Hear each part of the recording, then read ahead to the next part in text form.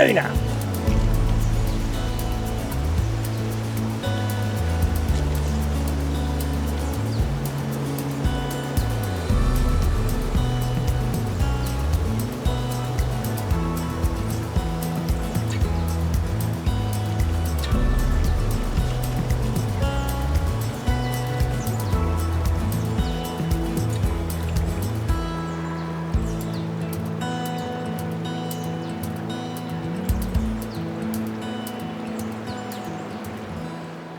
Hey, this is Troutbitten. Thanks for joining me, and welcome to the 9 Essential Skills for Tightline Nymphing.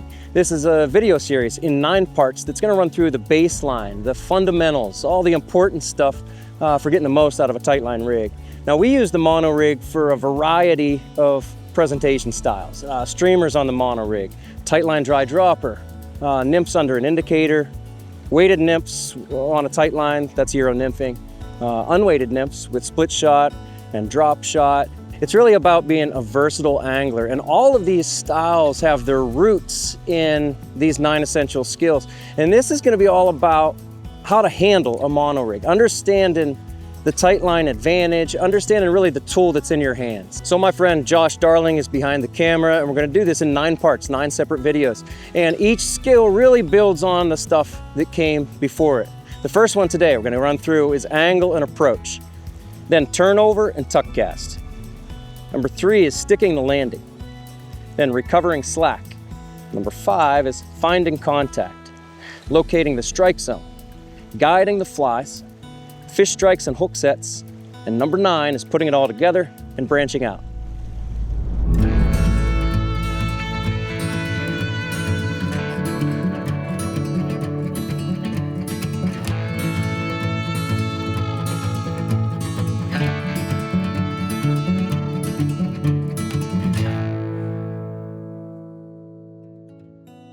So about 4 years ago, I published the 9 essential skills for tightline and Euro nymphing to the Troutbitten website. It was well received. People seemed to really connect with it, kind of clicked, it was passed around. I think it helped a lot of people out. So a year after that, we did the same series in podcast format, and you can check all that out. And now we'll have this video series because everybody tells me they're a visual learner, which is kind of funny because human beings are pretty visual. Everybody's a visual learner.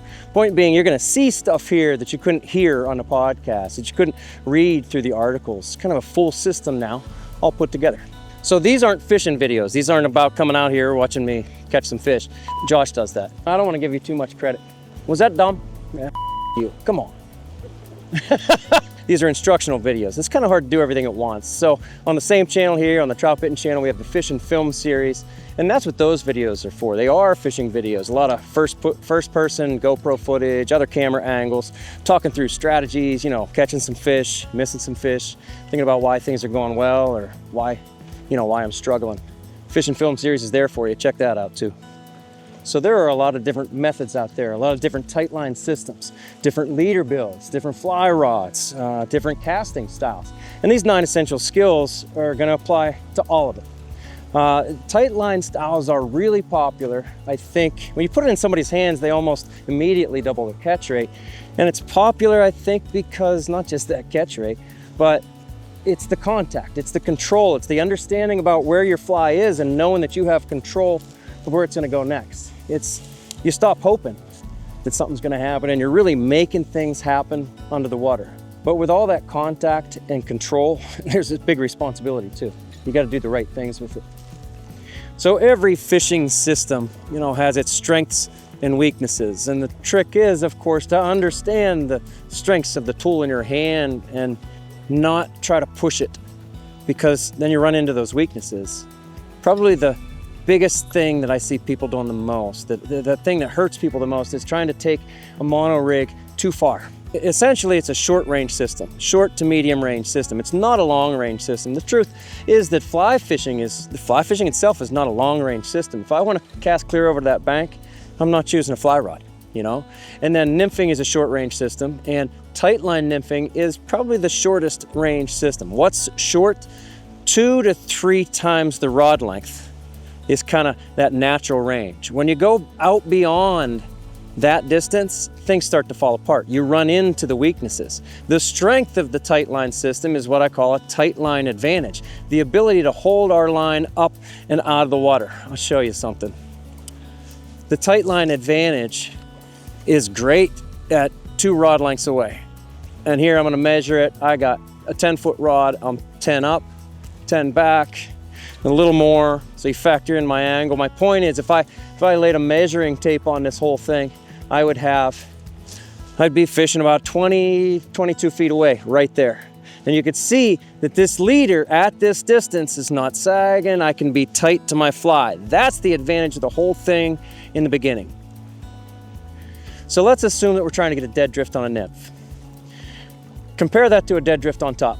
I think the easiest way to understand what a real dead drift is first of all, understanding what the dry fly does. We can get true dead drifts on a dry fly. Stays in one lane.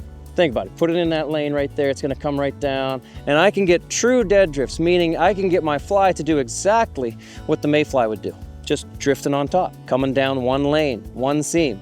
I can get my dry fly to do that because I feed slack to the dry fly, some S curves, some slack so that there's no tension to the dry fly. When we put a nymph underneath, you cannot do the same thing. It's weight. The weight wants to fall. Real nymphs don't have weight. Real nymphs aren't really falling. So my point is, we have to kind of surrender to the fact that dead drifts underneath on a nymph are simulated. We're always simulating, trying to mimic what a dead drift really looks like down there.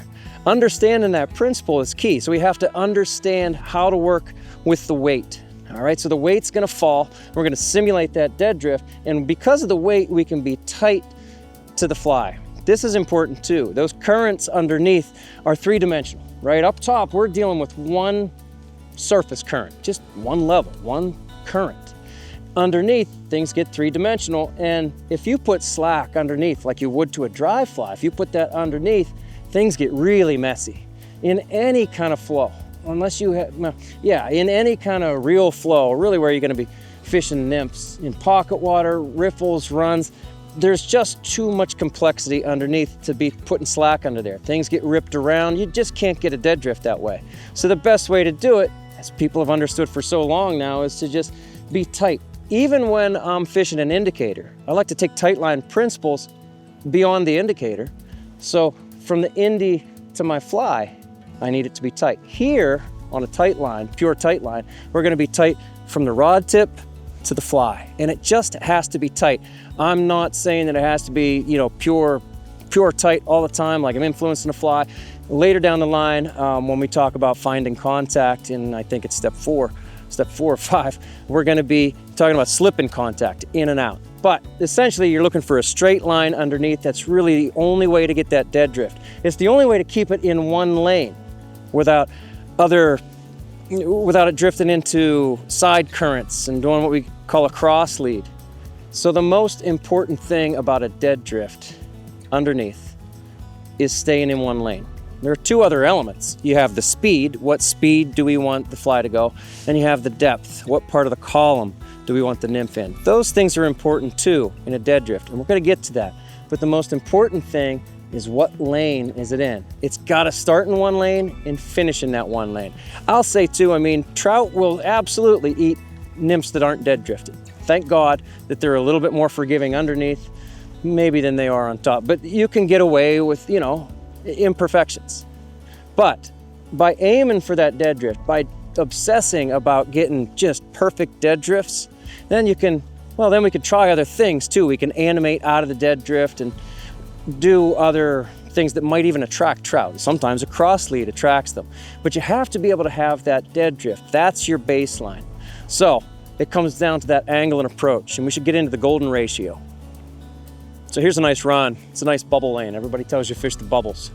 Makes sense. There's a lot of food right underneath those bubbles, just traveling down, kind of your main current.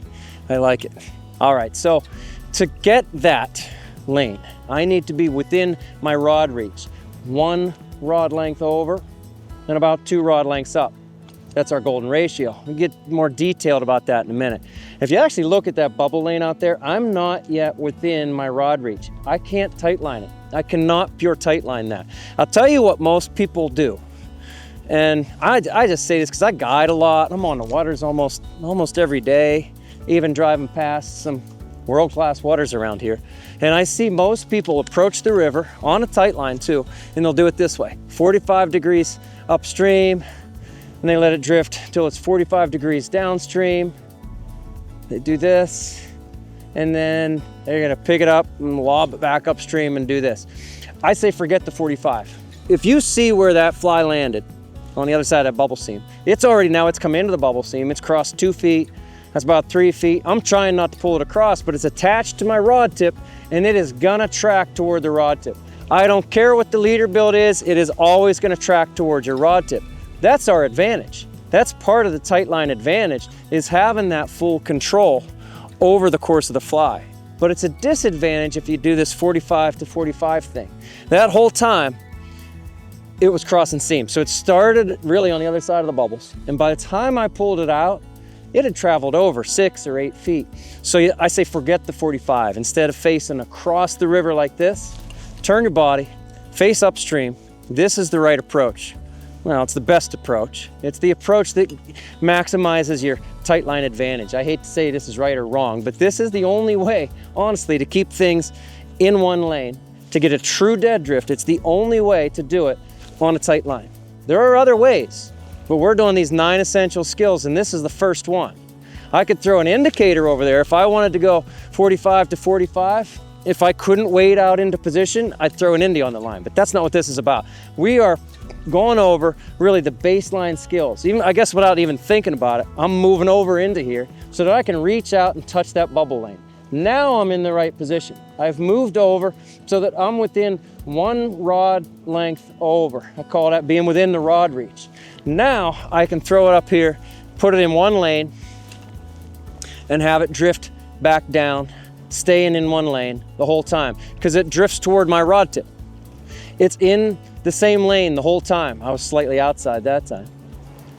And this is what gives me control over the system. 1 rod length. 1 rod length over, 2 rod lengths up. That's what we call the golden ratio. Now we have a full video on the golden ratio that breaks this concept down even more. Understand that I am within my rod reach, one over and about 2 rod lengths up. I say about because that's the variable part, right? Again, how much weight you have on, the leader build, like how thin it is, the wind.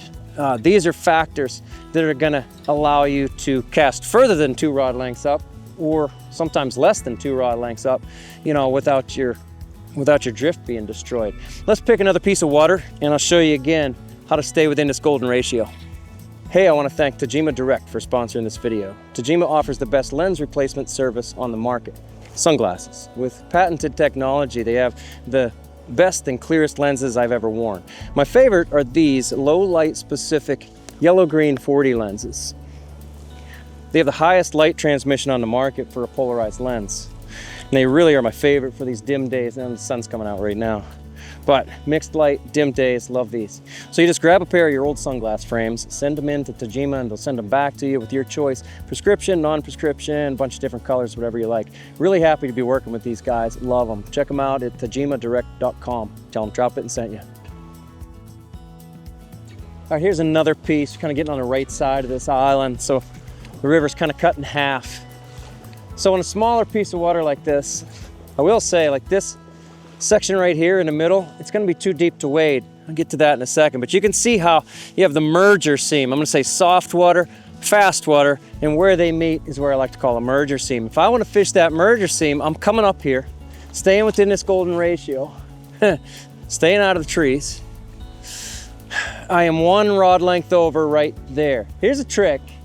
We said this in the other video too. If you reach out and touch that water, I'm literally touching the lane that I should be casting into. If I touch this and then look where those minor bubbles come from, it's right there. And then everything can track down toward my rod tip. I'm partly in control of it. I'm partly letting the river make the decisions, right? And the other thing is when I get down to this point right here, I pick up. When the fly is right here, I pick up.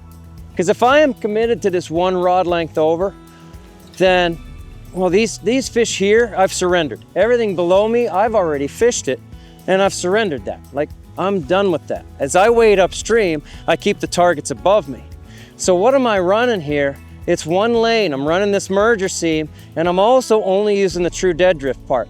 Watch, even if I wasn't spooking those fish, that came too close toward me. Here we go. That merger seam's coming this way. Even if I wasn't spooking those fish, even if I thought those fish weren't spooked, watch what happens. Now look where my rod tip is. It's no longer over top of the same lane that the fly and the tippet and the sighter were in. So you're not getting a true dead drift when the fly goes down beyond your position anyway. So we're taking the true dead drift part and running it over and over and over. Really battling the wind here today. I'm almost glad we're not really fishing, but here we go. Now I'm in one lane, everything's coming down. I'm gonna pick it up right here, cast again, one rod length over. If I cast to the left right here, if I cast straight upstream, I really got nowhere to go with the rod. I can lift, but if I try to lead through, then I'm bringing it off track. And once again, you'll be able to see this. If I cast outside of this rod reach, out here at, I don't know, 20 feet over instead of 10 feet over, you can see where it went in and where it is now. That's about 5 feet across. If I keep fishing it here, that's not the same lane. So it's not a dead drift. So that's not in the golden ratio. I said earlier that that piece of water there is pretty thick. So I might not even be able to stand in there.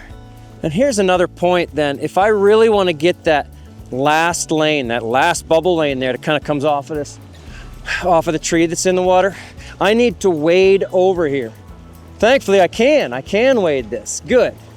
And so I'm one rod length over. I got into the right position, and that's a good drift, I like that. I am picking it up, casting it back in. One rod length over. You see, I even took another step over, so I stayed within that golden ratio.